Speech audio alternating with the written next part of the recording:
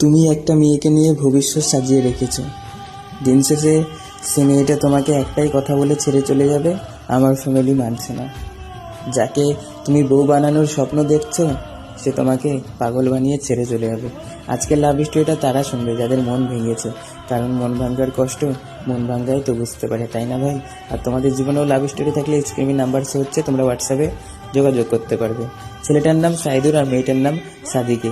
তো এই ছেলেটা এই মেয়েটাকে খুব ভালোবাসতো, তার মায়ায় পড়ে সে নিজেকেও ভালোবাসতে ভুলে গিয়েছিল। ওই বলে না, সে তার মায়ায় পড়েছিল, তাই তো সে অন্ধ হয়ে গেছিল। মেয়েটা যখনই যেটা জিনিস চাইতো ছেলেটা সেটাই দিত, টাকা লাগলে টাকা দিত, কিন্তু টাকা যদি না দিতে পারতো তো মেয়েটা তাকে ইগনোর করতো, অবহেলা করতো। 1.5 বছরের সম্পর্ক, এখন মেয়েটা বলছে যে আমার ফ্যামিলি মানছে না আর আমি তোমাকে বিয়ে করতে পারবো না, মানে সে ফ্যামিলির জন্য ছেড়ে দিল। আর একটা সময় সেই মেয়েটাই বলেছিল যে আমার ফ্যামিলি না মানলে আমরা দুজনে পালিয়ে বিয়ে করব।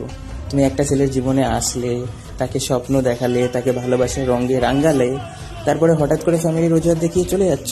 তোমার এসব কথা আগে মনে থাকে না যে আমি একটা ছেলেকে রিলেশন করব, তারও তো মন বলে জিনিস আছে, তারও তো কষ্ট হয়, তারও তো ফিলিং আছে বোন, তারও তো মন আছে, সে তো পাথর না।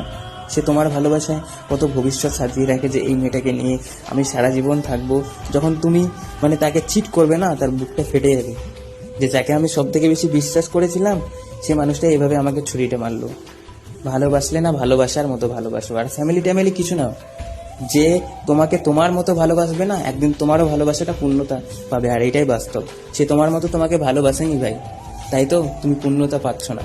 আর তুমি যে মেয়েটাকে ভেবে কান্না করছো, যে মেয়েটার কথা রোজ রাতে মনে করে কান্না করছো, সেই মেয়েটা দিব্যি হাসি খুশি আছে, শুধু তুমি পারছো না, কারণ তুমি তো অভিনয় করোনি ভাই, তুমি ভালোবেসেছিলে।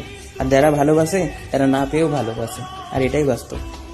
আমি তোমাকে একটাই কথা বলতে চাইব, কর্মা নামে একটা জিনিস আছে, একদিন তুমি বুঝতে পারবে কোনো মায়ের সন্তানকে নষ্ট করে কেউ কখনো সুখী হতে পারেনি। এটা তুমি হারে হারে একদিন টের পাবে, বুঝতে পারছো? আমরা যাদেরকে সব থেকে বেশি ভালোবাসবো, যাদের জন্য লয়াল থাকবো, দিন শেষে তারাই পিছন থেকে ছুরিটা মারবে, আর এটাই বাস্তব। তাই একটাই কথা বলবো ভাই, যে জীবনে কিছু করো, বুঝতে পারছো? এমনি থেকেই মেয়ে আসবে। জীবনে যদি টাকা থাকে না, এমনি থেকেই মেয়ে আসবে তোমার কাছে। মানে আজকালের জেনারেশনে টাকা রূপ যদি থাকে, ভালোবাসা দৌড়ে চলে আসবে, আর এটাই বাস্তব। অনেকেই বলবে না দাদা এটা বাস্তব না, কিন্তু এটাই রিয়েলিটি, রিয়েলিটি অফ রিয়েলিটি, তোমাকে মানতে হবে, আর এটাই বাস্তব।